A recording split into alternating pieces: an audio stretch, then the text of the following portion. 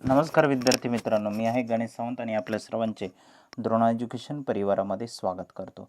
आज आपण बघतोय करंट अफेअर्स सिरीजमधलं हे 18वं लेक्चर.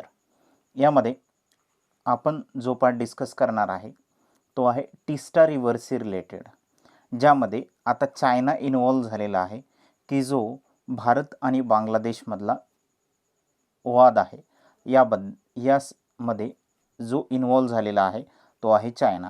आता ते कशा पद्धतीने इन्व्हॉल्व झालेलं आहे प्रत्यक्ष अप्रत्यक्षरित्या आपण ते सुद्धा डिस्कस करणार आहे. आणि दुसरं म्हणजे स्वच्छ सर्वेक्षण 2020 हे जाहीर झालेले, याची अनाऊन्समेंट झालेली आहे, तर आपण याबद्दल सुद्धा इथे डिस्कस करणार आहे. आणि त्यासोबत काही दुसऱ्यासुद्धा न्यूज आपण बघणार आहे. चला तर मग स्टार्ट करूया आपण या सेशनला. त्या अगोदर आपण सर्वांनी व्हिडिओला आपल्या मित्रांबरोबर शेअर करायला विसरू नका, कारण ज्या विद्यार्थ्यांना याची आवश्यकता आहे अशा विद्यार्थ्यांपर्यंत आपला व्हिडिओ पोहोचला पाहिजे, यासाठी आपण सर्वांनी हे व्हिडिओ शेअर करायला विसरू नका. चला तर मग स्टार्ट करूया आपण सेशनला. यामध्ये जे मंडू आडिह रेल्वे स्टेशन आहे याचं नाव चेंज करून आता बनारस रेल्वे स्टेशन असं करण्यात येणार आहे. आता हे कोणत्या स्टेटमध्ये आहे, तर जे मंडुआडिह रेल्वे स्टेशन आहे हे आहे उत्तर प्रदेशमध्ये. आणि या ठिकाणी जे आहे तर याचं होणार आहे बनारस रेल्वे स्टेशन. आणि याची मान्यता आपलं जे गृह खातं आहे यांनी यासाठी इथं परमिशन दिलेली आहे. मिनिस्ट्री ऑफ होम अफेअर्स यांच्या अंतर्गत इथे परमिशन देण्यात आलेली आहे. आता ही जी काही परमिशन देण्यात आलेली आहे या संदर्भात आपण डिस्कस करणार आहे. त्याच अगोदर मिनिस्ट्री ऑफ होम अफेअर्स हे जे आहे तर हे डिपार्टमेंट आहे अमित शहा यांच्याकडे. मिनिस्ट्री ऑफ होम अफेअर्स हे आहे अमित शहा यांच्याकडे. आता अमित शहा यांच्याकडे हे डिपार्टमेंट आहे आणि अमित शहा यांचा जो मतदारसंघ येतो तो येतो गुजरातमध्ये, जी की गुजरातची कॅपिटल आहे गांधीनगर. गांधीनगर हा मतदारसंघ येतो कोणाचा, तर अमित शहा यांचा. त्यानंतर जे आहे तर या ठिकाणी हे कोणत्या राज्यामध्ये येते, तर उत्तर प्रदेश राज्यामध्ये येते. आता उत्तर प्रदेशची कॅपिटल काय आहे, लखनौ. त्यानंतर CM आहेत योगी आदित्यनाथ आणि राज्यपाल आहेत आनंदीबेन पटेल.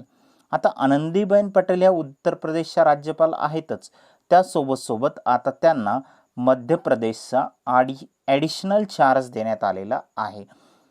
ॲडिशनल चार्ज कारण त्या ठिकाणचे जे अगोदरचे गव्हर्नर होते यांचं निधन झालेलं आहे, त्यामुळे आता आनंदीबेन पटेल यांच्याकडे कार्यभार देण्यात आलेला आहे.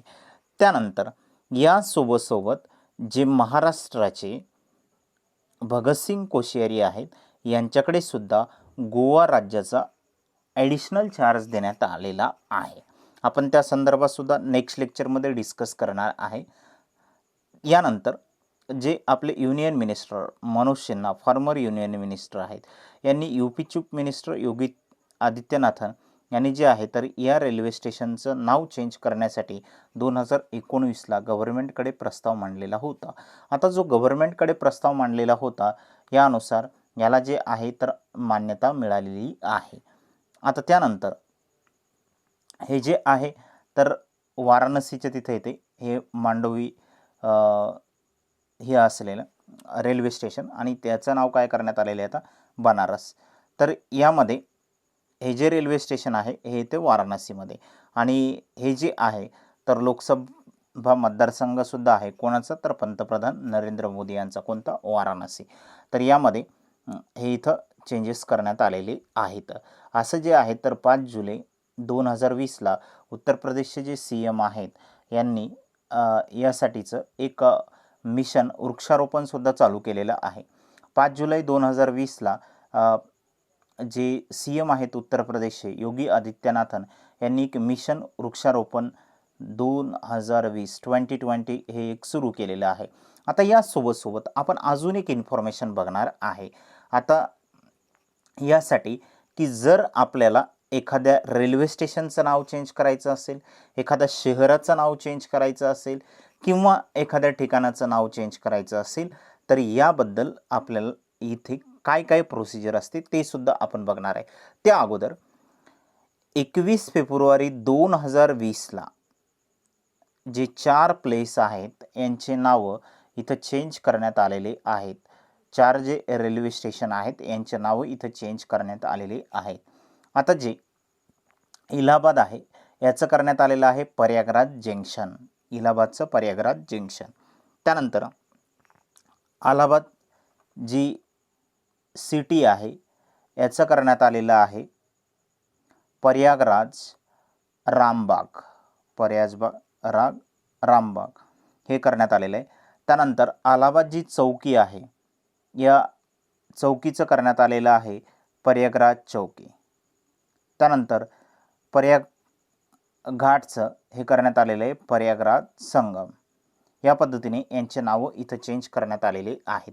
आपण ते सुद्धा लक्षात ठेवा, कारण एक्झामच्या दृष्टिकोनातून ते सुद्धा महत्त्वाचे आहेत.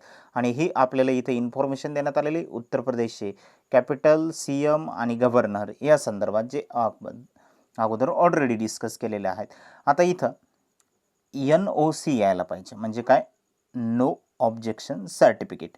हे कोणाकडून यायला पाहिजे, तर होम मिनिस्ट्रीकडून यायला पाहिजे. म्हणजे जी आपली सेंट्रल गव्हर्नमेंट आहे यांचं जे होम मिनिस्ट्रीचं डिपार्टमेंट आहे यांच्याकडून आपल्याला नो ऑब्जेक्शन सर्टिफिकेट म्हणजे काय, NOC यायला पाहिजे. आता ही NOC आल्याच्या नंतर यामध्ये जे आहे तर आपण याचं नाव चेंज करू शकतो का, तर लगेचच नाही. यासाठी होम मिनिस्ट्री सोबत आपल्याला अजून कोणत्या डिपार्टमेंटकडून याची माहिती मिळवावी लागते. तर यासाठी मिनिस्ट्री ऑफ अर्थ सायन्स यांच्याकडून सुद्धा आपल्याला याची जी आहे तर कन्फर्मेशन घ्यावी लागते. त्यानंतर इंटेलिजन्स ब्युरो यांची सुद्धा माहिती घ्यावी लागते. त्यानंतर डिपार्टमेंट ऑफ पोस्ट यांची सुद्धा माहिती घ्यावी लागते. त्यानंतर जॉग्राफिकल सर्वे ऑफ इंडिया यांची सुद्धा इन्फॉर्मेशन घ्यावी लागते. त्यानंतर मिनिस्ट्री ऑफ रेल्वे यांच्याकडून सुद्धा याची इन्फॉर्मेशन घ्यावी लागते. आता मित्रो, तुम्ही म्हणसाल हे असं का आहे, हे का घ्यावे लागतात, तर यासाठी जे आपलं लोकेशन आहे या लोकेशनसाठी आपली इन्फॉर्मेशन घ्यावी लागते. म्हणजे जर समजा त्या सिटीसारखं एखादं सेम नाव असेल, आता फॉर एक्झाम्पल आपण जर पाहिलेलं आहे तर महाराष्ट्रामध्ये सुद्धा अमरावती आहे, राईट. आणि एक आता जी तेलंगणाची कॅपिटल होते ही सुद्धा काय आहे त्या ठिकाणी, तर तिथे सुद्धा एक आंध्र प्रदेशमध्ये अमरावती आहे.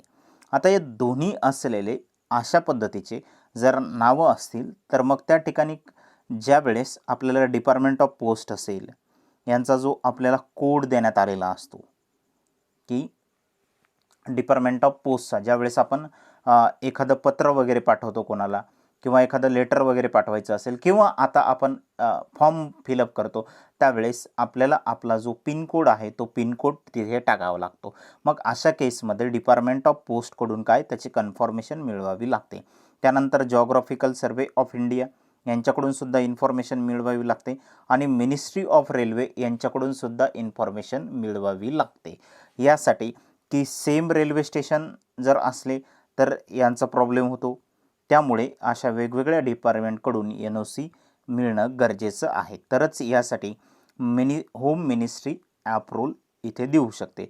त्यानुसार जे आहे तर याचं नाव चेंज करण्यासाठी अप्रूव्हल इथे देण्यात आलेलं आहे. आणि आता ते नाव काय झालेलं आहे, तर ते नाव झालेलं आहे बनारस रेल्वे स्टेशन. आता यांचं नाव बनारस रेल्वे स्टेशन झालेलं आहे. त्यानंतर आपण नेक्स्ट न्यूजकडे येऊया. यामध्ये की आता जी मिनिस्ट्री ऑफ HRD आहे हिचं नाव चेंज करून आता मिनिस्ट्री ऑफ एज्युकेशन करण्यात आलेलं आहे. हे कोणत्या आर्टिकलच्या अंतर्गत आहे, तर आर्टिकल 77च्या अंतर्गत आहे. की आर्टिकल 77च्या अंतर्गत ministry of human resource and development याचं नाव चेंज करून मिनिस्ट्री ऑफ एज्युकेशन करण्यात आलेलं आहे. हे का करण्यात येत आहे, तर आपण त्या संदर्भात सुद्धा इथे डिस्कस करणार आहे. कारण की गव्हर्नमेंटने जी आपली राष्ट्रीय शिक्षा नीती आहे, जी एज्युकेशनल पॉलिसी आहे ही चेंज केलेली आहे. त्या अनुसार यांनी जी आपली 1985 सालची जी काही मान्यता मिळाली होती तीच एज्युकेशनल पॉलिसी आत्तापर्यंत चालू होती. म्हणजे 1986 पासून जी सुरुवात झालेली होती तीच एज्युकेशन पॉलिसी आपली आत्तापर्यंत सुरू होते. त्यानुसार गव्हर्नमेंट ऑफ इंडियाने जे आहे तर आता नॅशनल एज्युकेशन पॉलिसी ही चेंज केली आणि या चेंज केलेल्या पॉलिसी अनुसार इथे अगोदर जे नाव होतं मिनिस्ट्री ऑफ एज्युकेशन हेच नाव त्यांनी परत दिलेलं आहे. 17 ऑगस्ट 2020ला ही मान्यता या ठिकाणी देण्यात आलेली आहे. हे आहे इंडियन कॉन्स्टिट्यूशनमधलं आर्टिकल 77 यानुसार इथं मान्यता देण्यात आलेली आहे. आणि ही जी मान्यता आहे ही मान्यता देण्यात आलेली प्रेसिडेंट रामनाथ कोविंद यांच्याकडून.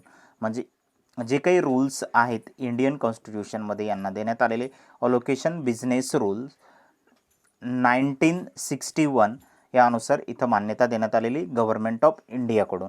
त्यानंतर allocation of the business the 356 amendment rules 2020 यानुसार जे आहे तर इथं मान्यता देण्यात आलेली आहे.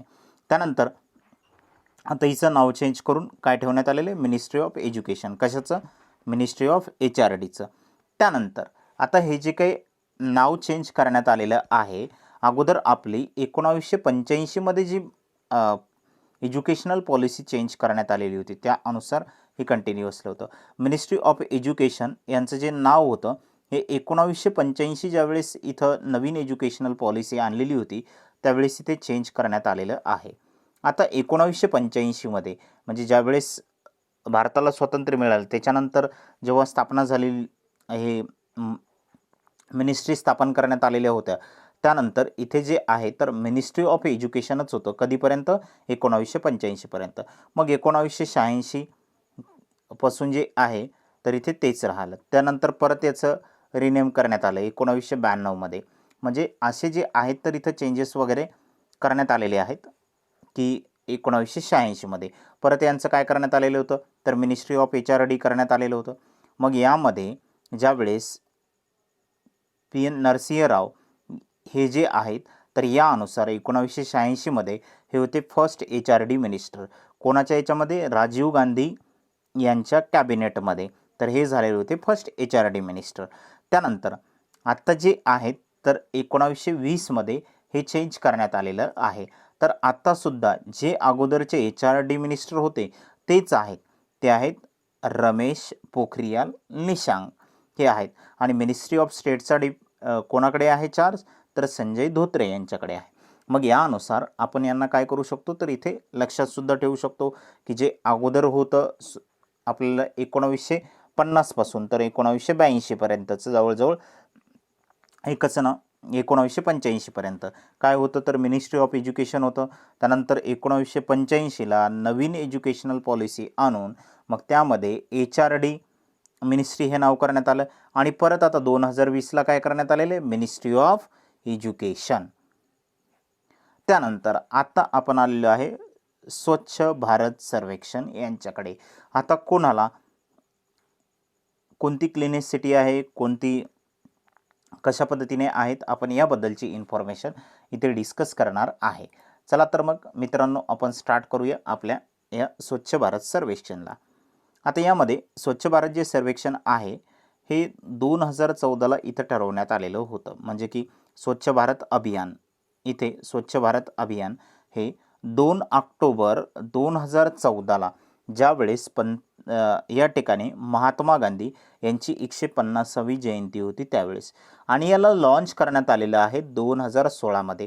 हे लॉन्च कोणी केलेलं आहे तर पंतप्रधान नरेंद्र मोदी यांनी इथं लॉन्च केलेलं आहे. कधी तर 2016ला. यामध्ये ज्यावेळेस यांनी हे 2016ला इथे लॉन्च केलेलं होतं यामध्ये जी सिटी आलेली होती फर्स्ट याच्यामध्ये ती कोणती होती तर म्हैसूर. म्हैसूर जे आहे तर फर्स्ट क्लीनेस्ट सिटी होती ज्यावेळेस यांनी 2016मध्ये हे लॉन्च केलेलं होतं त्यावेळेस. त्यानंतर इथे जे आहे तर याचं सर्वेक्षण कोण करते म्हणजे हे ठरवण्यात कोणाच्या अंतर्गत येते तर यामध्ये जे डिपार्टमेंट देण्यात आलेले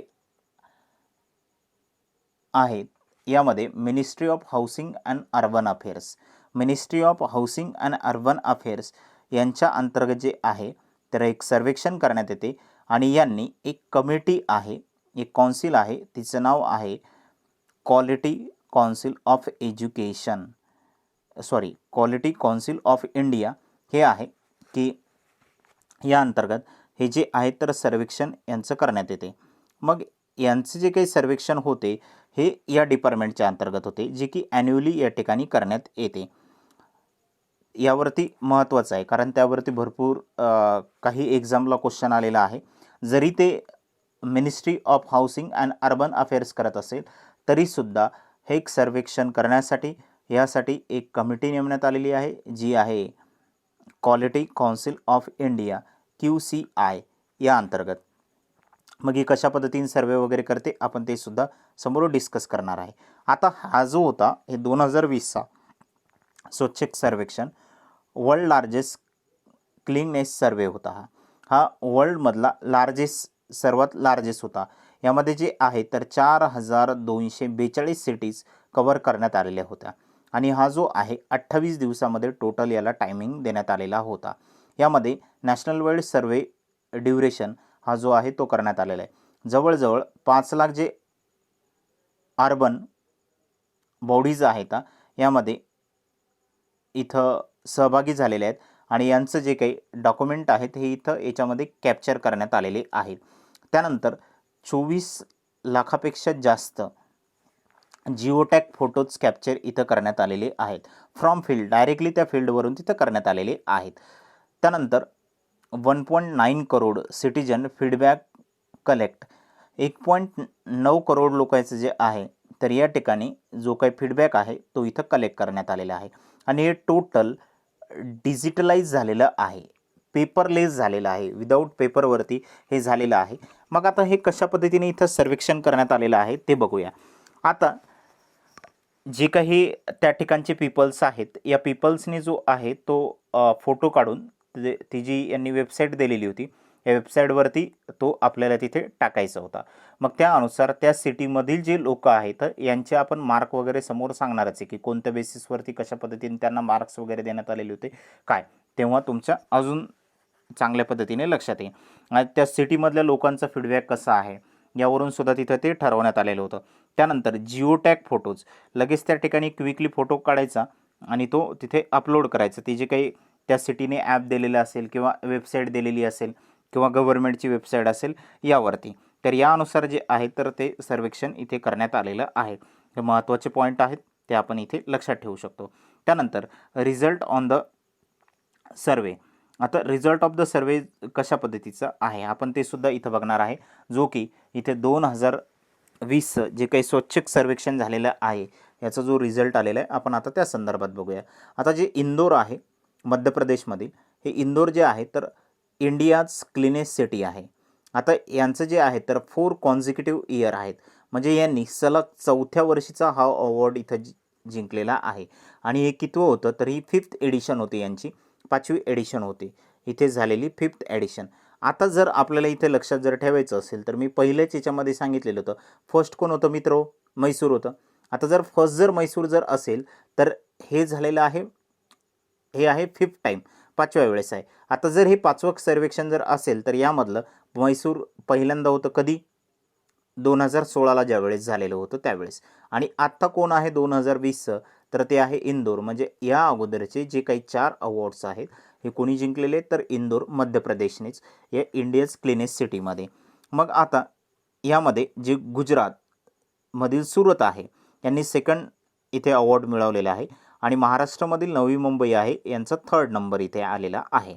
जी नवी मुंबई आहे आपली हिचा महाराष्ट्रामधला 3रा नंबर आहे. आता या पद्धतीने हे आपल्याला फर्स्ट 3 जे आहेत ते सुद्धा लक्षात ठेवायचे आणि जे लास्टकडून येणारे आहेत ते सुद्धा आपल्याला तिथे लक्षात राहू द्यायचे.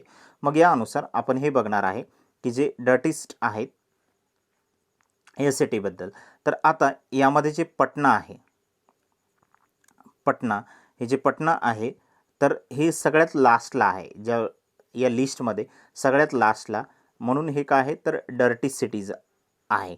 त्यानंतर ईस्ट दिल्ली, चेन्नई. आता ईस्ट दिल्ली जी आहे तर ही येते 2nd नंबरला ईस्ट दिल्ली असलेली आणि चेन्नई जी येते ती येते 3rd नंबरला. बॉटमकडून 3rd नंबरला. तर आपण हे तीनही पाहिलेले आहेत. सर्वात खाली कोण येते तर पटना, त्यानंतर त्याच्यावरती कोण येते तर ईस्ट दिल्ली, त्यानंतर त्याच्यावरती कोण येते तर चेन्नई. या पद्धतीने इथे येतात. आणि इथे जे आहे अगोदरच्या याच्यामध्ये, तर अगोदरच्या याच्यामध्ये कोण येतो इंदोर, अगोदरच्या याच्यामध्ये कोण येणार आहे तर इंदोर. फर्स्ट याच्यामध्ये येणार आहे इंदोर. त्यानंतर कोण येणार आहे तर सुरत, त्यानंतर येणार आहे नवी मुंबई. या पद्धतीने आपल्याला हे इथे लक्षात ठेवायचं आहे. आता मित्रांनो, यांनी 2 बेसिसवरती यावरती सर्वेक्षण केलेलं होतं. 2 पार्टमध्ये इथं डिवायडेशन करण्यात आलेलं होतं. बेस्ट परफॉर्मिंग स्टेट जे आहेत याच्यात 2 कॅटेगरी इथं करण्यात आलेल्या होत्या. State with more than 100 urban local bodies, म्हणजे ज्यांच्यामध्ये 100पेक्षा जास्त लोकल बॉडीज आहेत असे वेगळे करण्यात आलेले होते. आणि ज्यांच्यामध्ये 100पेक्षा कमी आहेत असे सुद्धा इथे करण्यात आलेले होते. त्यानंतर यामध्ये जे आहे तर इथे एक नवीन इथे कॅटेगरी घेण्यात आलेली होती, जी की क्लिनेस्ट गंगा टाऊन आहे. ही यामध्ये वाराणसी जी आहे, आता क्लिनेस्ट गंगा टाऊन हे कशा पद्धतीने तिथं घेण्यात आलेलं होतं तर ते आपण इथे अगोदर डिस्कस करूया. यामध्ये जे आहे तर जे गंगा आहे या गंगेच्या तीरावरती येणाऱ्या ज्या काही सिटीज आहेत, या गंगा तीरावरती येणाऱ्या म्हणजे यांच्या बॅकवरती येणाऱ्या ज्या काही सिटीज आहेत, यांमध्ये कोणती सिटी क्लीन आहे आणि तो जो गंगाचा येणारा पार्ट आहे तो कोणत्या शहराने स्वच्छ ठेवलेला आहे. तर याच्यामध्ये कोणी ठेवलेलं आहे तर वाराणसी. वाराणसीचं काय आहे तर फर्स्ट नंबर त्यामध्ये तिथे आलेला आहे, जो की गंगाच्या याच्यावरती येतो, बॅकवरती येते. वाराणसी असेल येथेच ही क्लिनिक सिटी आहे. त्यानंतर यामध्ये आता यांची जी रँक आहे ही कशा पद्धतीने, टोटल आता जे काही मार्क वगैरे ठरवण्यात आलेले होते हे टोटल 600 मार्क 6000 मार्क इथे ठरवण्यात आलेले होते. आता ओव्हरऑल जे काही सर्वेक्षण झालेलं होतं हे 6000 मार्क्सवरती झालेलं होतं. आता जे काही 6000 मार्क्सवरती सर्वेक्षण झालेलं होतं यामध्ये सिटिजनचा फीडबॅक कशा पद्धतीचा आहे, म्हणजे त्या सिटीमध्ये राहणारे लोक यांचा फीडबॅक कशा पद्धतीचा आहे, ते घाण सिटी आहे, चांगली आहे, क्लीन आहे, कशा पद्धतीचे आहे, हे या ठिकाणी जे आहे तर याचं सर्वेक्षण त्या ठिकाणच्या लोकांवरती तिथं ठेवण्यात आलेलं होतं. त्यानंतर इथे जे आहे तर डायरेक्ट ऑब्झर्वेशनवरती सुद्धा इथं ठेवण्यात आलेलं होतं. डायरेक्ट ऑब्झर्वेशन की त्या सिटीमध्ये की जे काही आपण फोटो वगैरे तिथे टाकतो याचंसुद्धा त्याच बेसिसवरती तिथं सर्वेक्षण करण्यात आलेलं होतं. त्यानंतर जे आहे तर सर्व्हिस लेवल प्रोग्राम जो आहे त्या ठिकाणचा तो कसा आहे याच्यासाठी यांनी एक सेपरेटली 1300 मार्क तिथं ठेवण्यात आलेले होतं. त्यानंतर certification for the open defection free. आता ओपन डिफेक्शन फ्री म्हणजे त्या ठिकाणी टॉयलेट वगैरे कशा पद्धतीचे आहेत, महानगरपालिकेचे टॉयलेट वगैरे कशा पद्धतीचे आहेत, हे सगळ्या यांचं सर्वेक्षण करून जे की ओपन डिफेक्शन फ्री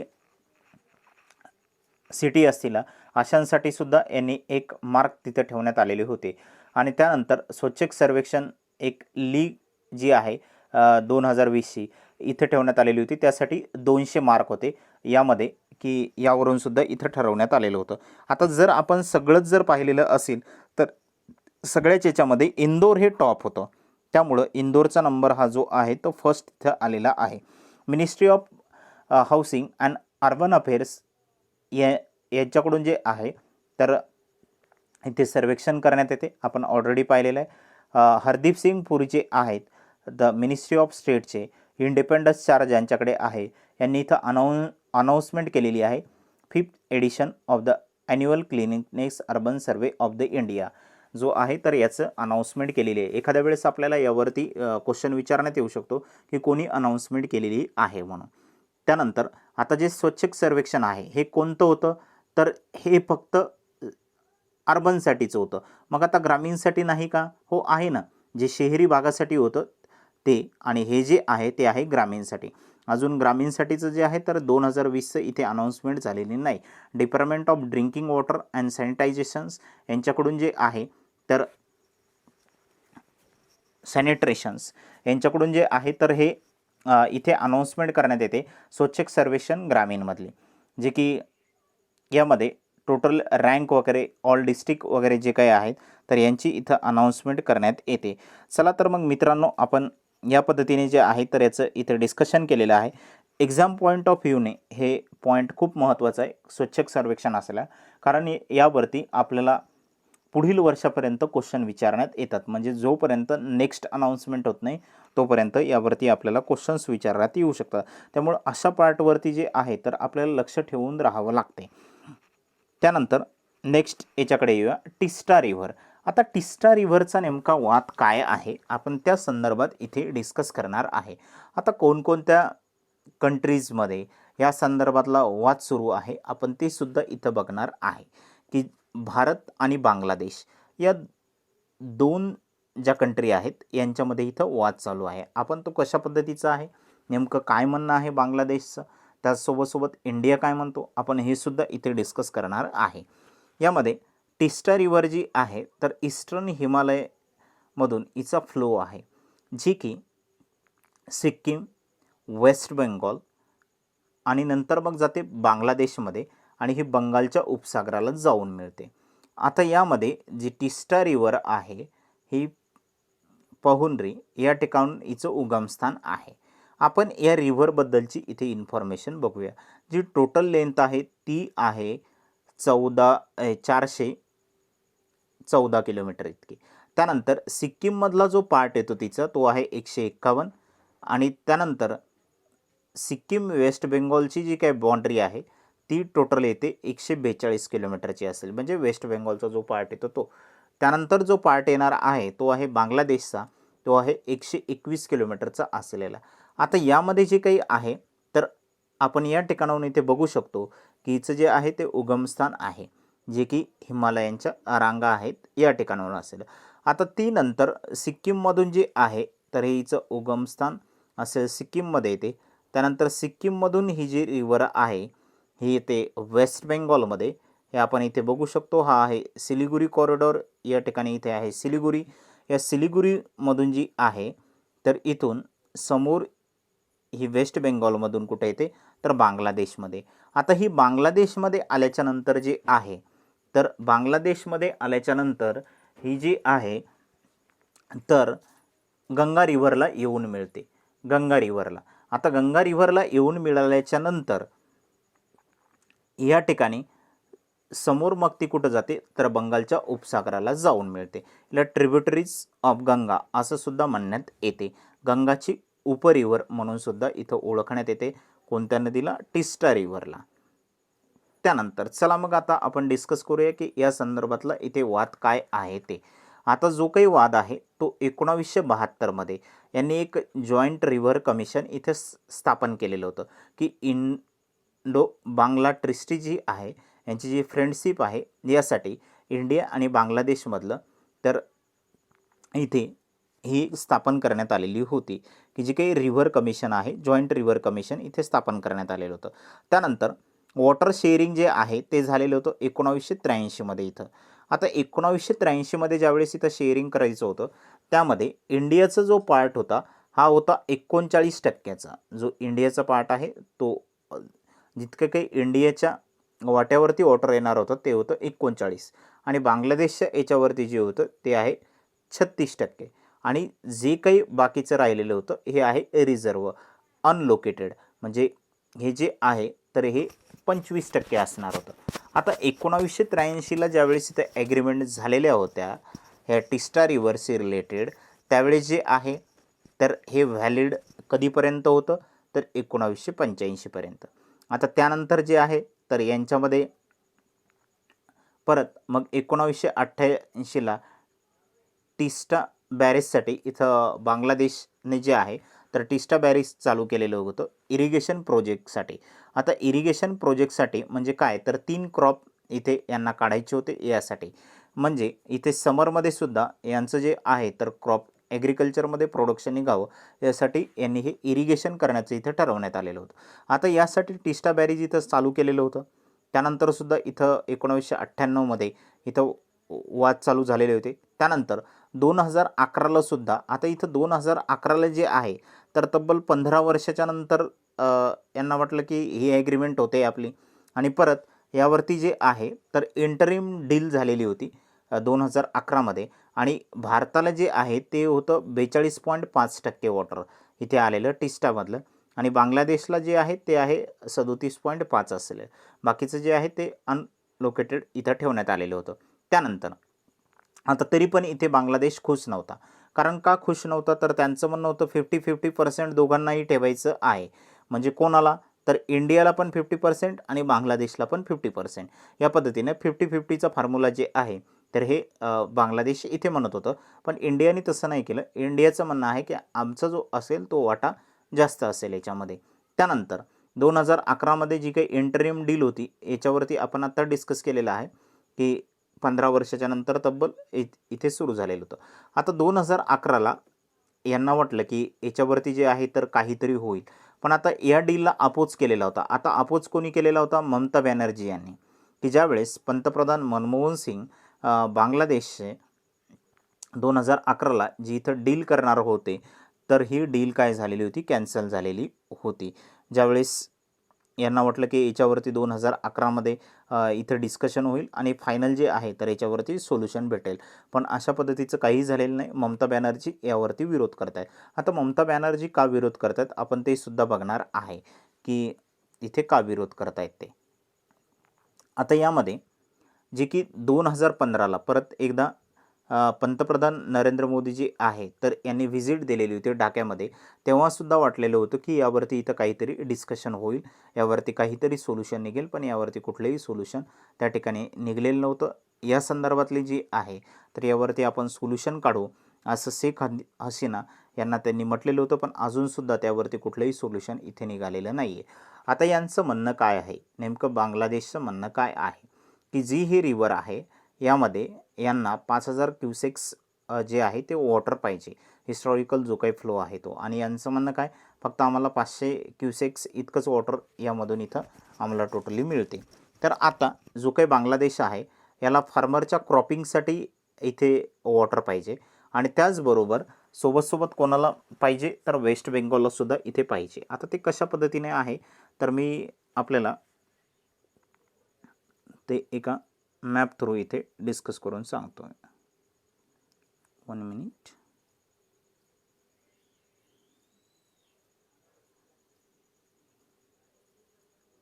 हां, हे जे आहे तर आपला फर्स्ट मॅप आहे. याच्यामध्ये आपण बघूया की या मॅपद्वारे आपण इथे बघू शकतो हे जे आहेत तर हिचं हा असलेला फ्लोचा पार्ट आहे. आता त्यानंतर सिक्कीममधूनही समोर आल्याच्या नंतर इथे जे आहे तर हिच्यावरती एक कालिम्पोंग इथे डॅम आहे इथे. त्यानंतर दुसरा असलेला इथं सिलिगुरीवरती सुद्धा आहे. आता हे समोर आल्याच्या नंतर हे अगोदरचा जो काही सिक्कीममधला पार्ट आहे हा इथपर्यंत येतो सिक्कीममध्ये. त्यानंतर इथला जो काही पुढचा येतो तो येतो वेस्ट बेंगॉलमधला पार्ट. आता वेस्ट बेंगॉलमध्ये यांचं म्हणणं काय आहे की यांचा जो एक पार्ट येतो की या पार्टमध्ये इथं भरपूर वॉटरची फॅसिलिटी आहे. कारण का तर या साईडचा जो काही पार्ट आहे तो यांचा ऑलरेडी टिस्टा रिव्हर असेल इथून जाते. पण ममता बॅनर्जी यांचं म्हणणं काय आहे की या रिव्हरमधलं जे काही वॉटर आहे ते आम्हाला इथे डिव्हाइड करता यावं आणि इथून या साईडला आम्हाला नेता यावं. म्हणजे की आमचा जो काही पूर्ण पार्ट आहे तो या ठिकाणी 3 जे आहेत ते आम्हाला इथं क्रॉप घेता येतील. यासाठी यांचा इथे वाद चालू आहे आणि ममता बॅनर्जी जे आहेत त्या पूर्णपणे याच्यावरती जे आहेत त्या फोकस करून आहे की हे जे टिस्टा रिव्हरचं वॉटर आहे आम्ही ते कोणालाही इथे डिवाईड करून देणार नाही. त्यांचं डिवाईड करून देण्यासाठीचा खूप मोठा अपोज आहे. त्यामुळे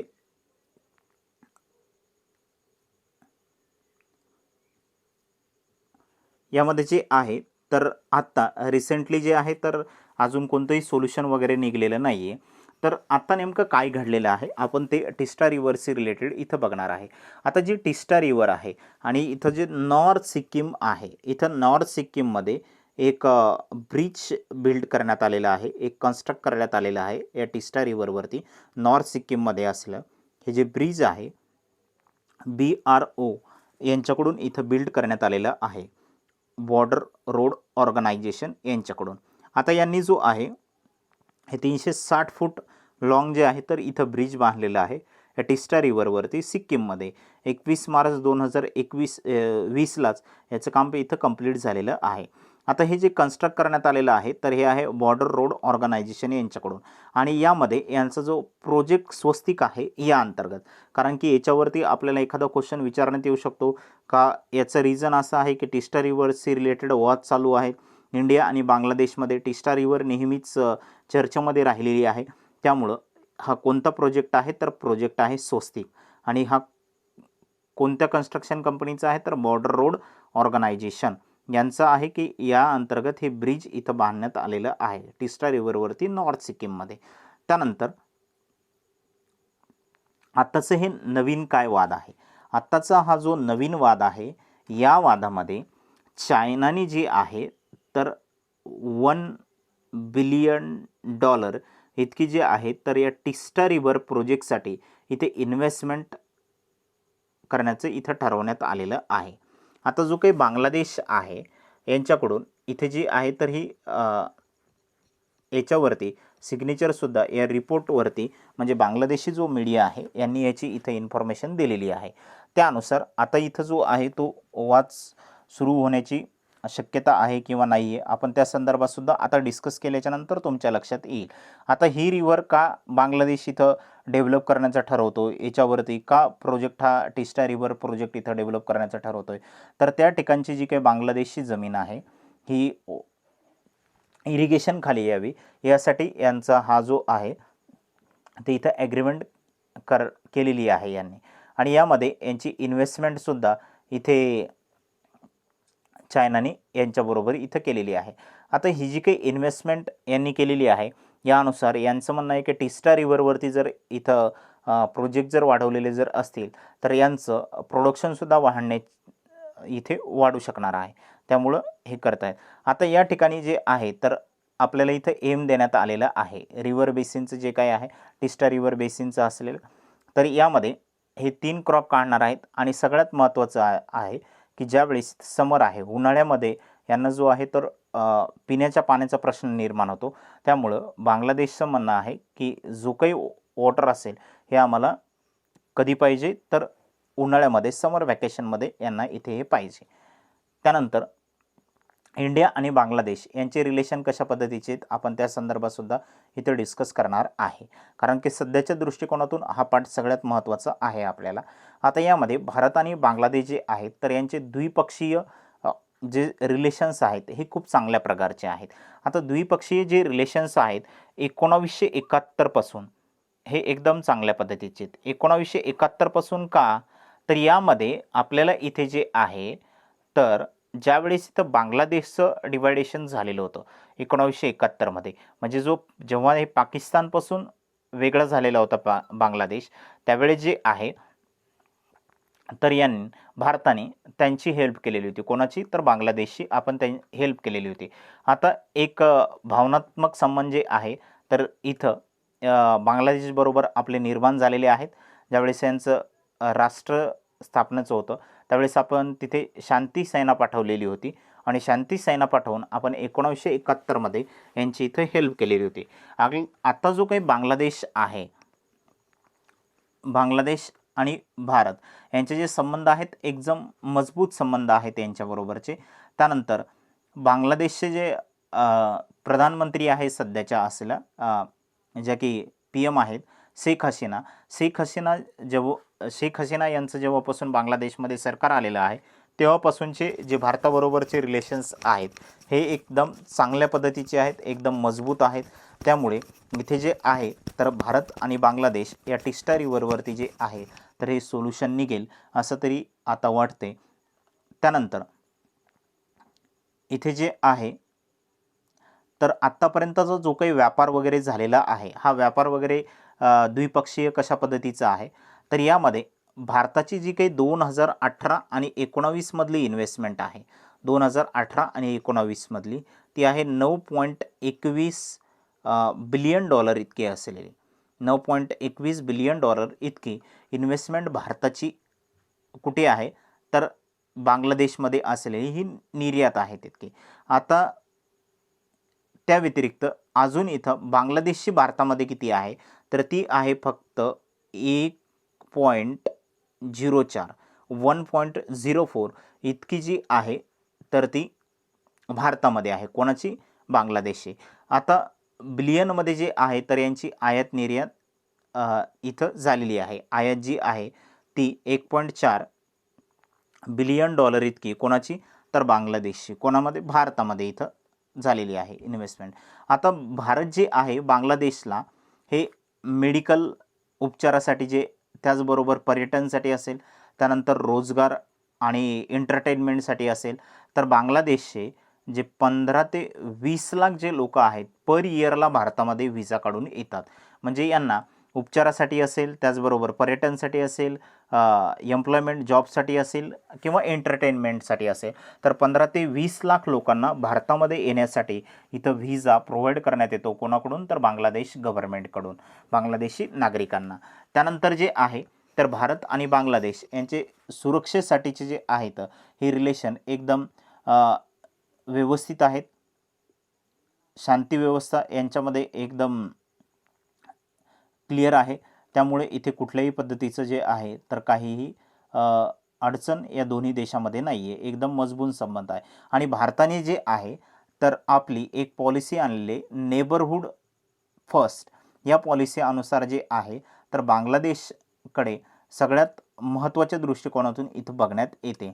आणि या अगोदर जे आहे तर भारत आणि बांगलादेश जी काही इथे हे कोविड-19ची महामारी आलेली आहे, याच्यामध्ये सुद्धा आपण बांगलादेशची खूप इथे हेल्प केलेली आहे याच्यामध्ये. त्यानंतर आता चायना आणि बांगलादेश यांची इन्व्हेस्टमेंट यांच्याबद्दलचं आपण थोडक्यात एकदा इथे डिस्कस करूया. आता चायना आणि जे काही बांगलादेश आहे यांचे रिलेशन जे आहेत तर यांचे व्यापारी जे पद्धतीचे इकॉनॉमिकली रिलेशन आहेत तर हे चांगल्या पद्धतीचे आहेत. आणि यांचं जे काही रिलेशन आहेत हे महत्त्वपूर्ण, हे इथं वाढतच चाललेलं आहे. 2019मध्ये 18 बिलियन डॉलर इतकी इन्व्हेस्टमेंट इथं केलेली आहे. अमेरिकन डॉलर इतकी जी आहे तर ती इन्व्हेस्टमेंट इथं करण्यात आलेली आहे. हे कोणाकडून? तर चायनाकडून. त्यानंतर हे जे आहे तर एक चायनाचं महत्त्वाचं मार्केट असलेलं एक बांगलादेश आहे. आणि यांनी द्विपक्षीय जे काही रिलेशन आहेत एकदम घट्ट करून ठेवलेले आहेत चायना आणि बांगलादेश बरोबरचे असले.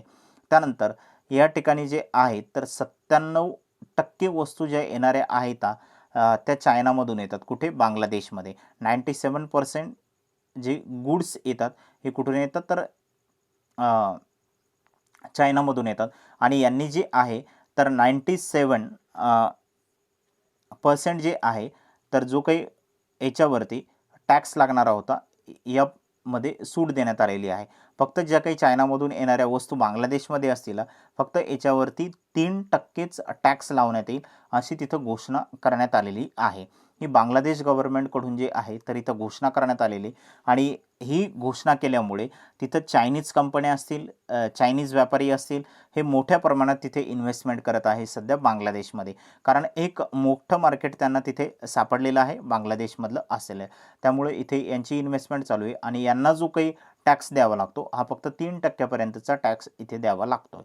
त्यानंतर बांगलादेशनं जे आहे या चीनने जे आहे बांगलादेशमध्ये $30 मिलियन इतका जो आहे तर यांची इकॉनॉमिक ॲग्रीमेंट इथं झालेली आहे किंवा यांनी जी हेल्प केलेली आहे ती आहे $30 बिलियन इतके असेल. त्याचबरोबर भारताने सुद्धा यांना ही हेल्प केलेली आहे. ती किती आहे तर $30 बिलियन इतके. चायनाने ही अनाऊन्समेंट केलेली आहे आणि भारताने पूर्णपणे त्यांना हेल्प तिथे केलेली आहे. आता जे आहे तर रिसेंटली भारताने त्यांना $10 बिलियन इथं देण्याचं सुद्धा अजून ठरवलेलं आहे. त्यानंतर इथे जे आहे तर भारत त्याचबरोबर चायना यांचे जे काही रिलेशन आहेत आपण याच्या संदर्भात सुद्धा इथं डिस्कस केलेलं आहे. आता जे काही बांगलादेश आहे या बांगलादेशमध्ये चायनीज जे उपकरणं आहेत हे मॅक्झिमम प्रमाणात आहेत. मग कोणकोणते? जी यांची मिलिटरी आहे बांगलादेशची यांच्याकडे असेल. यामध्ये मग टँक असेल, त्यानंतर मिसाईल लॉन्चर असतील, त्यानंतर लढाऊ विमानं असतील, त्यानंतर वेगवेगळे हत्यारे असतील. त्यानंतर आता चायनाने जे आहे तर बांगलादेशने चायनाकडून 2 रिसेंटली पाणबुड्यासुद्धा तिथं खरेदी केलेल्या आहेत.